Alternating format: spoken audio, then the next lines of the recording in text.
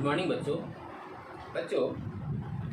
इससे पहले हमने जो पढ़ा था नमक के दरोगा, वे चौथी क्लास थी और आज जो हम लोग पढ़ेंगे वे होगा 5वां क्लास। तो यहाँ हम रोमान 5 देते हैं ताकि हमें पता चलेगा आसानी से कि यह हमारी 5वीं क्लास है।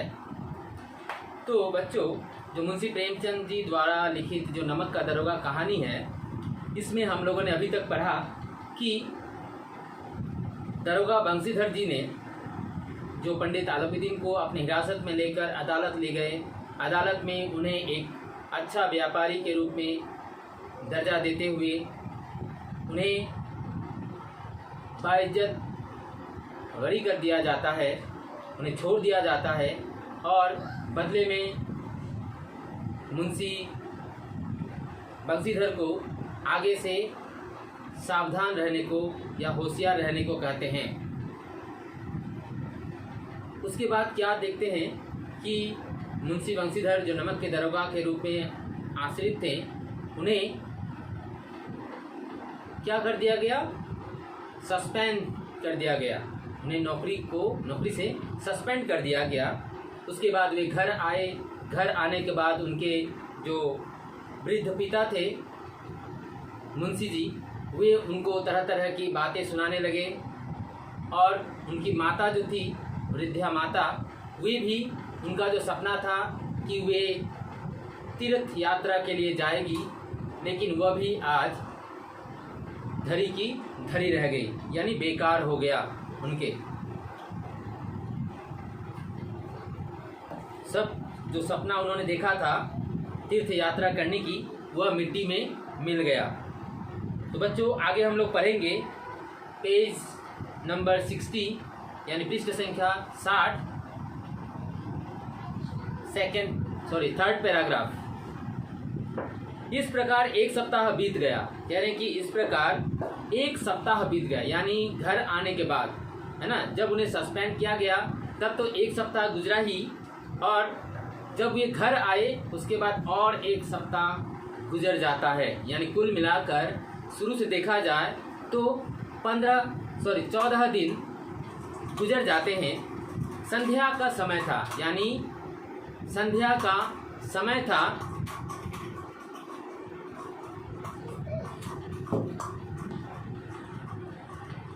संध्या का समय था।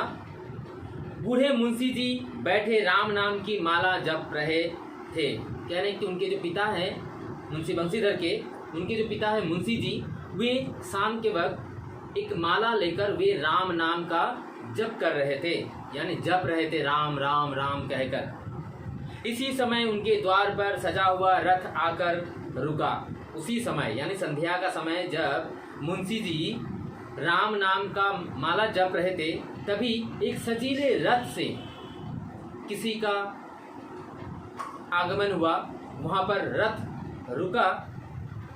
कई नौकर कंधों पर लाठियां साथ रखे थे, यानी कि कई नौकर, यानी जो व्यक्ति सजे हुए रथ में आया था उसके चारों तरफ बहुत सारे नौकर, वे अपने कंधे पर लाठी लिए हुए खड़े थे। मुंशी जी अगवानी को दौड़े, यानी मुंशी जी यानी बंसीधर के पिता जो है मुंशी जी, वे अगवानी यानी उनको रिसीव करने के लिए आगे गए, आगे दौड़े। देखा तो पंडित आलोपीदीन है। जब वे सामने गए तो देखा कौन है? पंडित आलोपीदीन, जिसको हिरासत में लिया था मुंशी बंसीधर जी ने। वही पंडित आलोपीदीन आज वहां पर आए थे। झुककर दंडवत की ओर लल्लो चप्पो करने लगे, यानी कि वे झुककर लल्लो चप्पो करने लगे। हमारा भाग्य उदय हुआ जो आपके चरण इस द्वार पर आए। बच्चों, यहाँ पर जो लल्लो चप्पो जो है शब्द, उसका अर्थ है चिकनी चुपड़ी बातें। चिकनी चुपड़ी बातें। तो कह रहे हैं कि जब मुंशी जी अगवान वहाँ तक गए तो जाने के बाद पंडित, जब वे सामने गए तो देखा कि पंडित आलोपीदीन आए हुए हैं।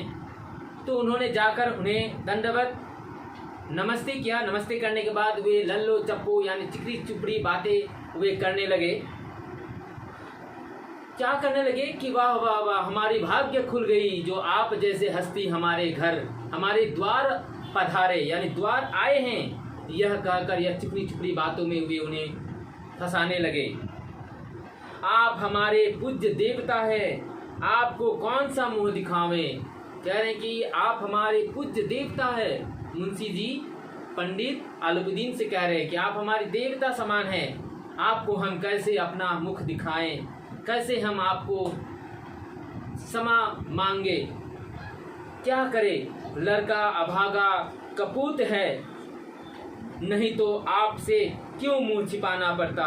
ईश्वर निसंतान चाहे रखे पर ऐसी संतान न दे। यानी मुंशी जी पंडित आलुबुद्दीन के पास लल्लो चप्पो यानी चिकनी चुपड़ी बातें करते हुए कहते हैं कि मैं किस प्रकार अपना मुंह आपको दिखाऊं, मुझे लज्जा आती है। मेरा लड़का जो है वो बहुत अभागा है। अभागा यानी किस्मत का मारा हुआ, अभागा है। कपूत, कपूत यानी खराब पुत्र है ना, दुष्ट पुत्र। और सपूत यानी अच्छा पुत्र या अच्छा बेटा। तो कपूत यानी उनका जो बेटा है मुंशी बंसीधर जो दारोगा पद पर पहले थे, उनको वे कपूत कहते हैं कि वे कपूत है। नहीं तो आपसे ऐसी मुख छिपाना नहीं पड़ता हमें। ईश्वर निसंतान रखते तो अच्छा होता। कहने की काश भगवान मुझे निसंतान यानी मुझे कोई संतान ही नहीं देते तो अच्छा होता। आलुबुद्दीन ने कहा नहीं भाई साहब ऐसा न कहिए। पंडित आलुबुद्दीन मुंशी जी के बातों को सुनकर वे कहते हैं कि नहीं भाई साहब ऐसी बात मत करिए। उन्हें रोकते हुए कहते हैं। मुंशी जी ने चकित होकर कहा ऐसी संतान को और क्या कहूँ।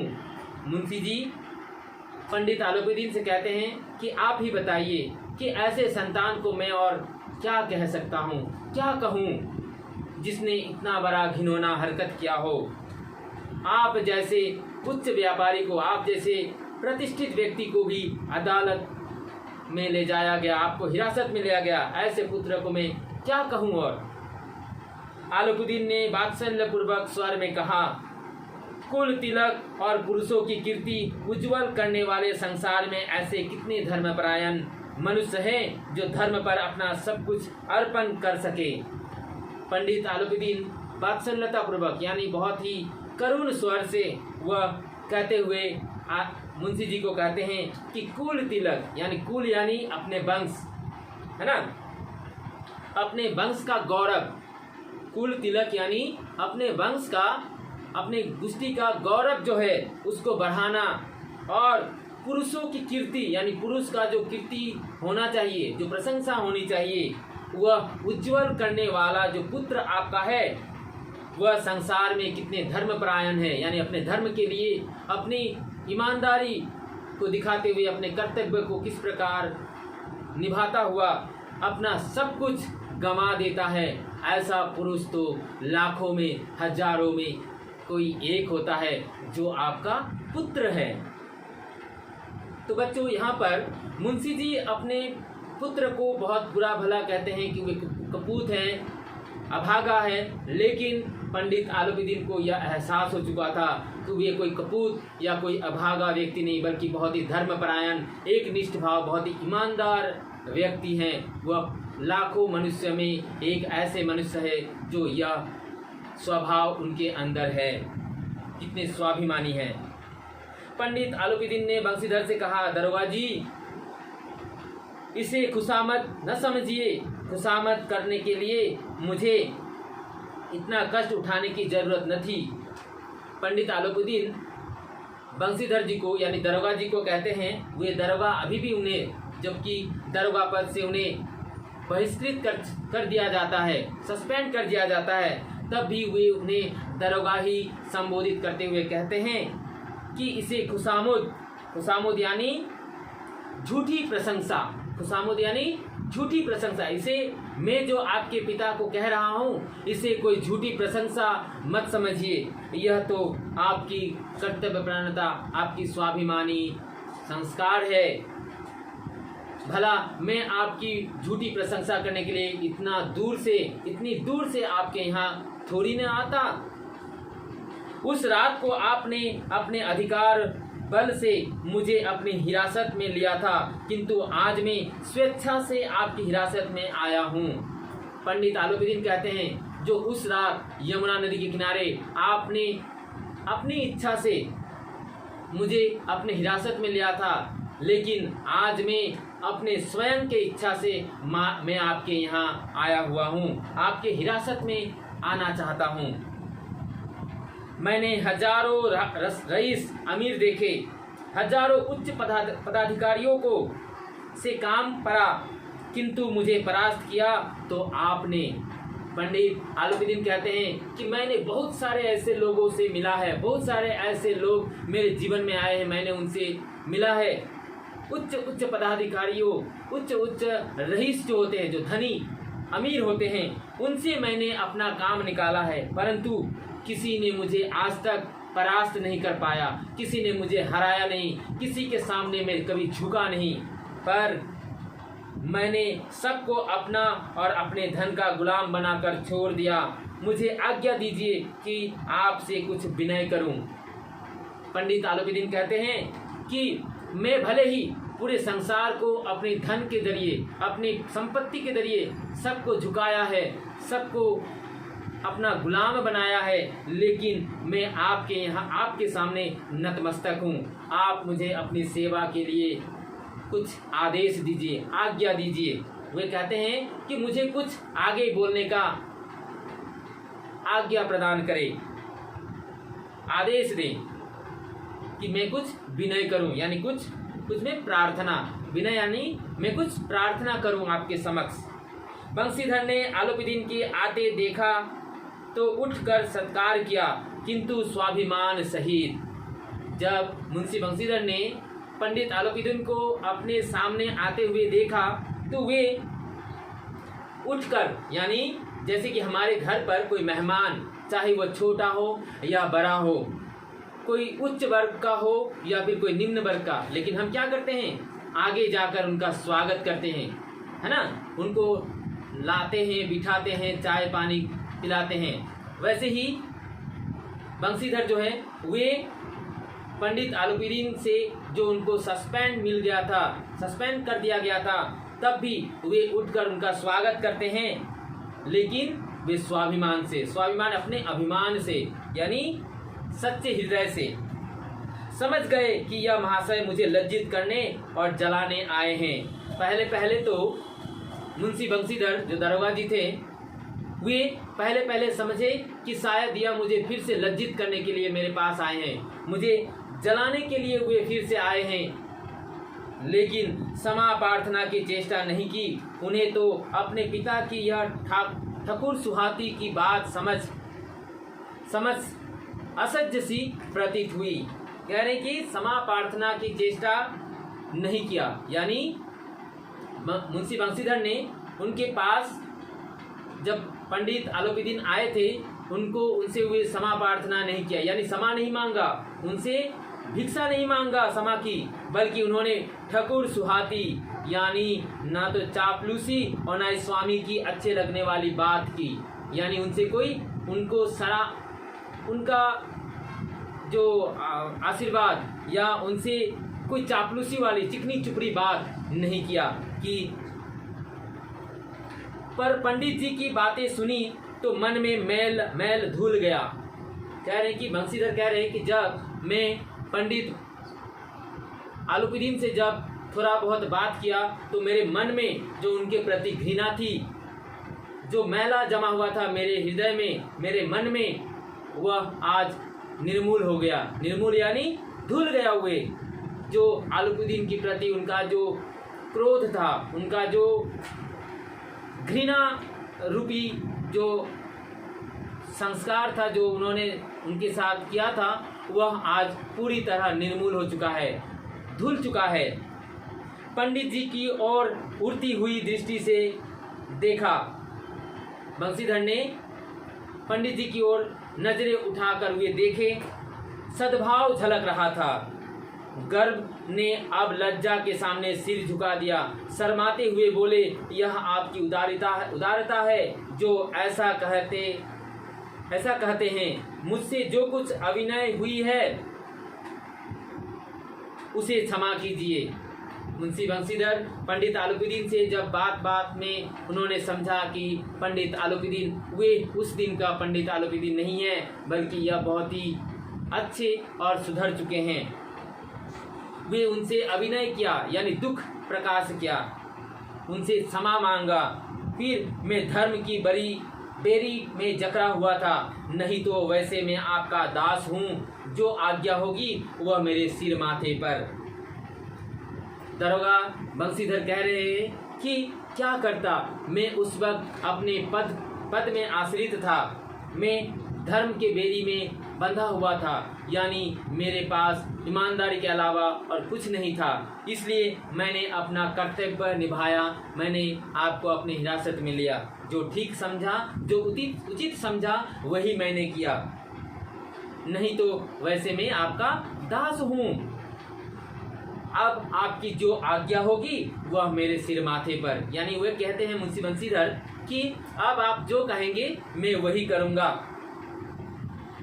आलूपीदीन ने विनीत भाव से कहा, यानी आलूपीदीन बंशीधर से विनीत भाव से यानी प्रार्थना करते हुए कहते हैं कि बंशीधर जी, दरोगा जी, नदी तट पर आपने मेरी प्रार्थना नहीं स्वीकार की थी, किंतु आज स्वीकार करनी पड़ेगी। पंडित आलूपीदीन बंशीधर जी से कहते हैं कि उस दिन जो यमुना नदी के किनारे, बच्चों मैं यहाँ पर यमुना नदी का बार बार मैं जिक्र कर रहा हूँ, बार बार मैं बोल रहा हूँ, यह एग्जाम में आ सकता है कि नमक की दारोगा में जिस नदी का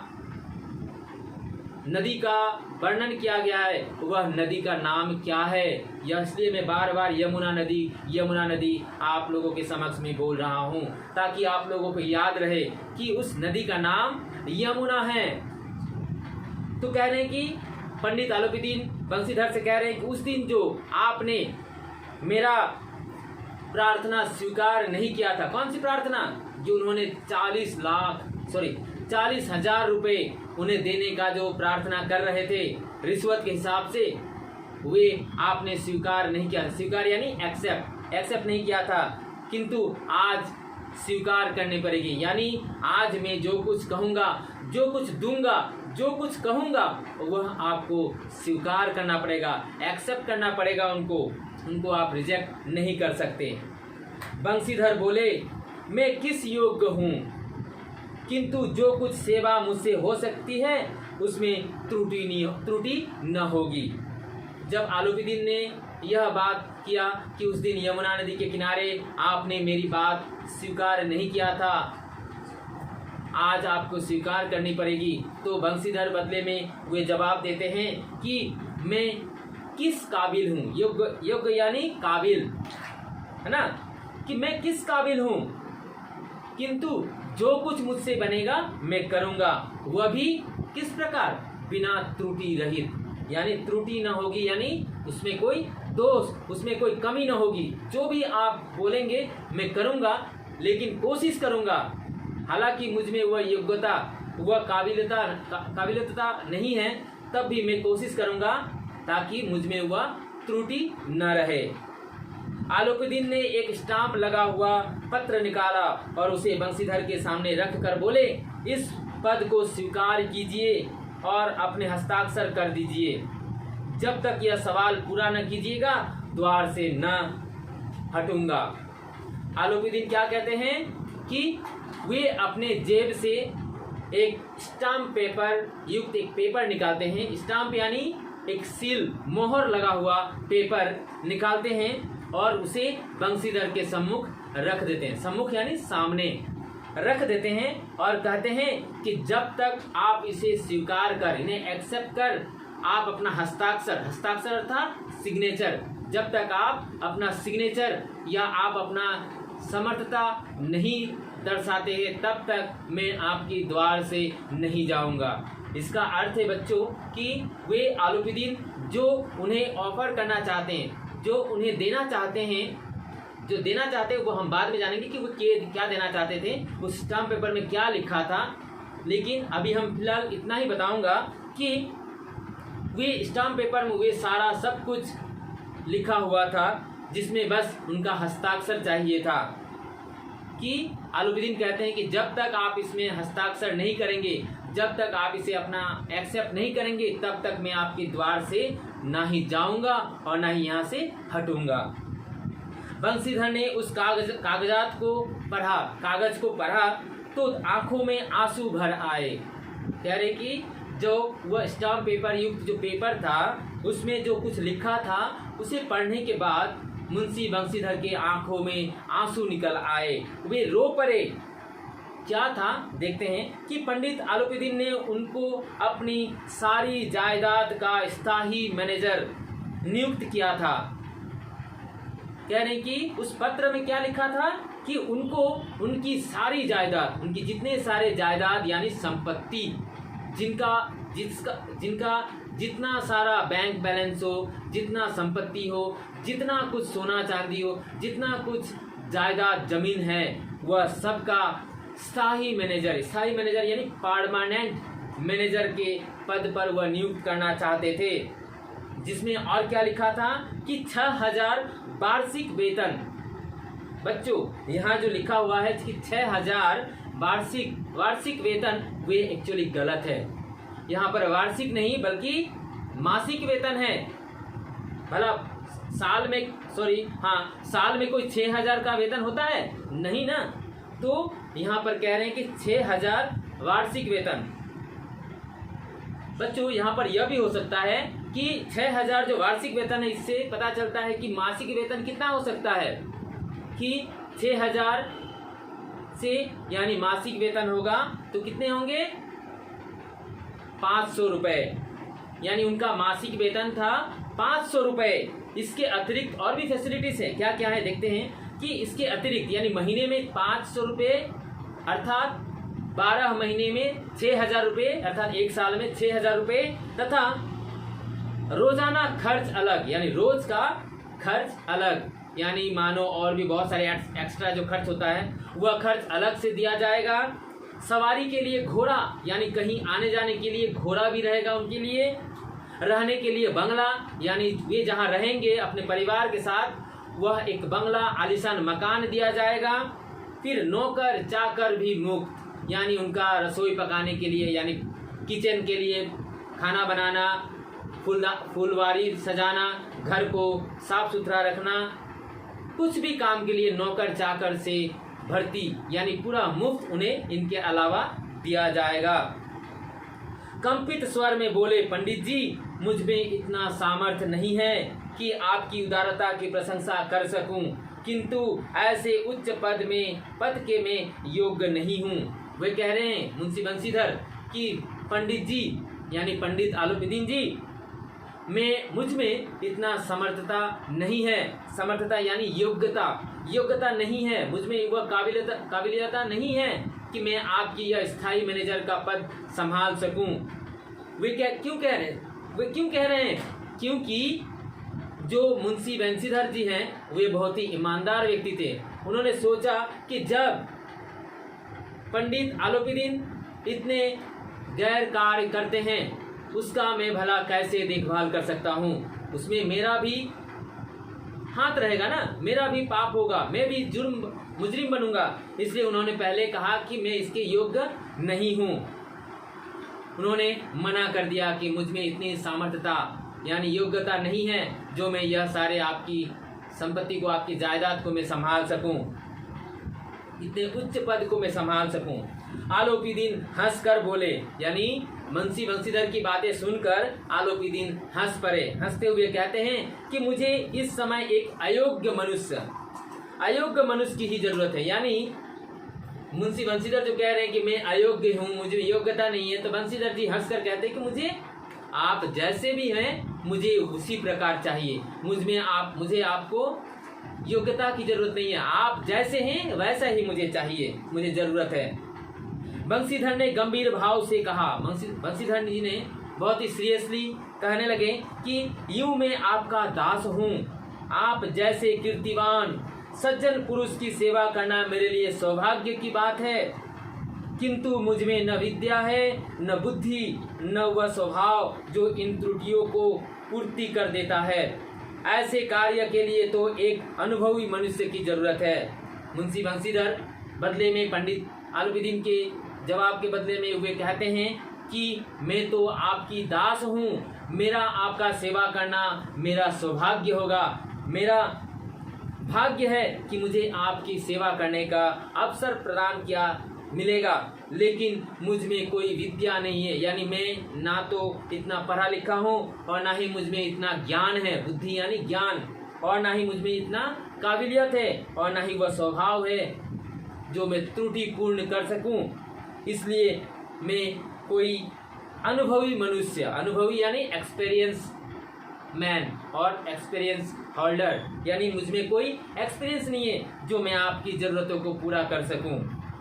आलूबुद्दीन ने कलम निकाली और उसे बंसीधर के हाथ में देकर बोले, न मुझे विद्वता की चाह है, न अनुभव की, न कार्य कुशलता की। पंडित आलूबुद्दीन ने क्या किया, अपने जेब से यानी अपने पॉकेट से कलम निकाला और मुंशी बंसीधर के हाथों में थमा दिया, यानी दे दिया, और कहने लगे कि मुझे कोई विद्वता की जरूरत नहीं है और न ही मुझे किसी अनुभवी का जरूरत है, न किसी कार्य कुशलता की। इन गुणों का परिचय खुद पा चुका हूँ, यानी कि मैं आपसे बात कर चुका हूँ, मुझे आपसे बात करके मुझ में आप में वह काबिलियता मैं देख चुका हूँ कि आप में वह गुण है कि नहीं, इसलिए मुझे बताने की कोई ज़रूरत नहीं है, पंडित आलूबुद्दीन ने कहा। अब सौभाग्य और सुअवसर ने मुझे वह मोती दे दिया है जिसके सामने योग्यता और विद्वता की चमक फीकी पड़ जाती है। यह कलम लीजिए, अधिक सोच विचार न कीजिए, हस्ताक्षर कर दीजिए। मेरी ईश्वर से यही प्रार्थना है कि आपको सदैव वही नदी के किनारे वाले बेमुरवत उद्यम कठोर परंतु धर्मनिष्ठ दरोगा बनाए रखे। कह रहे हैं कि पंडित आलूबुद्दीन जो कहते हैं कि बस और ज़्यादा मैं कुछ नहीं कहना चाहता और ना ही मैं कुछ सुनना चाहता हूँ, बस यह कलम लीजिए और आप इस कागज़ पर अपना हस्ताक्षर यानी आप अपना सिग्नेचर दे दीजिए और आप उसी प्रकार मेरी प्रार्थना को स्वीकार करते हुए उसी जगह बेमुरवत, कौन सी नदी के किनारे, कौन सी नदी के किनारे, यमुना नदी के किनारे वाले बेमुरवत यानी निर्दयी, यानी जहाँ पर आप निडर होकर, बेमुरवत यानी निर्दय, फिर उद्दंड मतलब निडर, और कठोर यानी बहुत ही सख्त हिसाब से, धर्मनिष्ठ यानी कर्तव्य परायणता के साथ आप दरोगा बनाए रखे। कह रही कि आप अपनी ईमानदारी के साथ, आप अपनी पूरी मेहनत के साथ आप अपना कर्तव्य कर सकते हैं। बंसीधर की आंखें डबडबा आई, यानी मुंशी बंसीधर जो थे उनकी आंखें डबडबा आई। डबडबा यानी पानी के, यानी आंखों से जो अश्रु निकलते हैं उससे आंखें फूल गए यानी भर गए, डबडबा गए आंखें। हृदय में संकुचित पात्र में इतना एहसान न समा सका, यानी कि हृदय में, उनके हृदय में इतने संकुचित पात्र, संकुचित यानी लज्जित पात्र। कौन लज्जित है? बंसीधर खुद आलूबुद्दीन के सामने लज्जित होकर कह रहे हैं कि यह एक एहसान न समा पाए। एक बार फिर पंडित जी की ओर भक्ति और श्रद्धा की दृष्टि से देखा और कांपते हुए हाथ से मैनेजरी के कागज पर हस्ताक्षर कर दिए। कह रहे हैं कि मुंशी बंसीधर आलूबुद्दीन की यह दया को देखकर, उनकी यह लज्जित अवस्था को देखकर वे पंडित के हाथों से कलम लेकर श्रद्धानुरूप, श्रद्धा के साथ, भक्ति के साथ उस पेपर पर, स्टाम्प पेपर पर वे हस्ताक्षर करते हैं और मैनेजरी का पोस्ट हासिल करते हैं यानी स्वीकार करते हैं। आलूबुद्दीन ने प्रफुल्लित होकर उन्हें गले लगा लिया। आलूबुद्दीन ने क्या किया, यानी पंडित आलूबुद्दीन ने मुंशी बंसीधर जी को बड़े प्रेम से प्रफुल्लित होकर यानी आनंदित होकर, बहुत खुशी होकर वे मुंशी बंशीधर को अपने गले से लगाते हुए धन्यवाद करते हैं। तो बच्चों, यह जो मुंशी प्रेमचंद जी द्वारा लिखित नमक का दरोगा जो कहानी है, यह एक प्रकार की सर्वश्रेष्ठ कहानी है। यानी यह एक सर्वश्रेष्ठ प्रकार की कहानी है जिसमें समाज में फैले भ्रष्टाचार, रिश्वतखोरी, अवैध कारोबार के प्रति रोक तथा धन पर धर्म की जीत विजय को दिखाया गया है। इस कहानी का मुख्य उद्देश्य है कि धन पर धर्म का विजय को दिखाया गया है, जिसमें एक व्यक्ति किस प्रकार धर्म के सहारे वह अपने कर्तव्य को बड़ी कर्तव्यपरायणता के साथ, एक निष्ठ भावना के साथ, ईमानदारी के साथ, स्वाभिमान के साथ वह किस प्रकार उसका पालन करता हुआ दिखाई देता है। समाज में जहां एक और पंडित आलोपीदीन जैसे लोग हैं, तो दूसरी ओर धन के ऊपर घमंड करते हुए लक्ष्मी पर अखंड विश्वास है। अपने पैसों पर सबको, जितने बड़े बड़े अधिकारी हैं उसे अपने इशारों पर नचाते हैं, अपनी उंगली पर नचाते हैं किस प्रकार। वहीं दूसरी ओर मुंशी बंशीधर के चरित्र से हमें पता चलता है कि किस प्रकार वे अपने पुलिस अधिकारी का पद संभालते हुए बड़ी कर्तव्यनिष्ठता के साथ, ईमानदारी के साथ, बड़े ही स्वाभिमान के साथ अपने कर्तव्यों को पालन करते हैं, जिसके सम्मुख पंडित आलोपीदीन जैसे प्रतिष्ठित व्यक्ति भी अपने धन के जरिए भी, अपने धन के बल पर भी उसे खरीद नहीं पाता, उसे झुका नहीं सकता। यह कहानी जितनी रोचक एवं शिक्षाप्रद है, उतना ही वर्तमान समाज के लिए प्रासंगिक है। तो बच्चों, इसमें नमक का दरोगा जो कहानी है, इसके माध्यम से लेखक मुंशी प्रेमचंद जी ने हमें अपने कर्तव्य पर, हमें अपने ड्यूटी पर जो ईमानदारी, जो एक निष्ठता भाव, जो कर्तव्यपरायणता, जो स्वाभिमान के साथ अपने कर्तव्यों को निभाने का प्रेरणा देते हैं, उसे हमें हमेशा अपने जीवन में उतारनी चाहिए। आप सब भी इसी रास्ते पर चलिए जो मुंशी बंशीधर जी ने अपनी नमक विभाग के दरोगा पद पर आश्रित रहकर मुंशी आलोपीदीन जैसे व्यक्ति का भी झुका देता है, उसमें परिवर्तन ला देता है। तो बच्चों, इस पाठ को बार बार ध्यान से देखना, पढ़ना और इसमें जो पूछे गए प्रश्न हैं उसका जवाब देना। तो बच्चों, इसमें कुछ मैं प्रश्न पूछना चाहूँगा, जैसे कि अभ्यास माला का प्रश्न संख्या 1, जिसके क है कि पढ़ाई समाप्त करने के बाद मुंशी बंशीधर किस पद पर नियुक्त हुए। यानी पढ़ाई खत्म करने के बाद मुंशी बंशीधर जो जी हैं वे किस पद के लिए नियुक्त किए गए। तो बच्चों, यहाँ पर 4 ऑप्शन दिए गए हैं। रोमान 1 जो है वह है नमक का दारोगा, रोमान 2 जो है वह है कांस्टेबल, नंबर 3 जो है वह है मैनेजर और रोमान 4 जो है वह है न्यायाधीश। तो उन्हें कौन सी पद मिला था? नमक का दारोगा। यस, रोमान 1 नमक का दारोगा। ख जो है उसमें क्या दिया है कि पंडित आलोपीदीन थे दातागंज के प्रतिष्ठित क्या व्यक्ति? नो। जमींदार, दरोगा, न्यायाधीश? नहीं, एक्चुअली वे क्या थे? वे आलोपीदीन जो थे वे दातागंज के प्रतिष्ठित जमींदार थे। फिर बच्चों देखो, यहाँ पर तीसरा सवाल जो दिया गया है कि अदालत में पंडित आलोपीदीन को देखकर लोग इसलिए विस्मित नहीं थे कि उन्होंने क्यों यह कार्य किया, बल्कि इसलिए कि रोमान 1 आलोपीदीन ने भारी अपराध किया था। यस, उसने तो बहुत बड़ा अपराध किया था। रोमान 2 उन्होंने मुंशी बंशीधर को घूस देने की कोशिश दी थी। हाँ, उन्होंने मुंशी बंशीधर को घूस देने का कोशिश किया था। रोमान 3 वे कानून के पंजे में कैसे आए। लोग आपस में टिप्पणियां कर रहे थे ना कि वे कानून के पंजे में कैसे आ पाए, क्योंकि वे तो बहुत प्रतिष्ठित व्यक्ति थे। वे धन के कारण वे लोगों को अपने इशारों पर नचाते थे। रोमान 4 है उपयुक्त सभी कथन सही। क्या उपयुक्त यानी ऊपर के जो 3 कथन दिए गए हैं, 3 जो ऑप्शन दिया गया है, क्या वह सारे सही हैं? हाँ, यह सारे सही है, यानी इसका आंसर होगा रोमान 4 उपयुक्त सभी कथन सही हैं। नंबर घ कहानी के अंत में पंडित आलोकुद्दीन ने मुंशी बंशीधर को अपनी सारी जायदाद का नियुक्त किया। क्या क्या बनाकर? मालिक नहीं, वारिस नहीं, हिस्सेदार। हिस्सेदार वाला क्यों बनाएगा? यस, रोमान 2 जो है स्थायी मैनेजर यानी परमानेंट मैनेजर के रूप में उन्हें, देखो बच्चों मैं परमानेंट शब्द व्यवहार कर रहा हूँ, इसका मतलब ये नहीं कि एग्जाम में भी तुम लोग परमानेंट शब्द का व्यवहार करो, वहां लिखोगे स्थायी मैनेजर के रूप में उन्हें नियुक्त किया गया था। और एक प्रश्न आता है कि नमक के दफ्तर के मील भर दूर नमक के दफ्तर से मील भर पूर्व कौन सी नदी बहती है? मैंने बार बार इस नदी का नाम जिक्र किया है, बताया है, बताओ कौन सी नदी? यस, यमुना नदी। तो बच्चों इस पाठ को ध्यान से देखना, ध्यान से पढ़ना, और जहाँ जो कठिनाई होगी मुझसे पूछ सकते हो।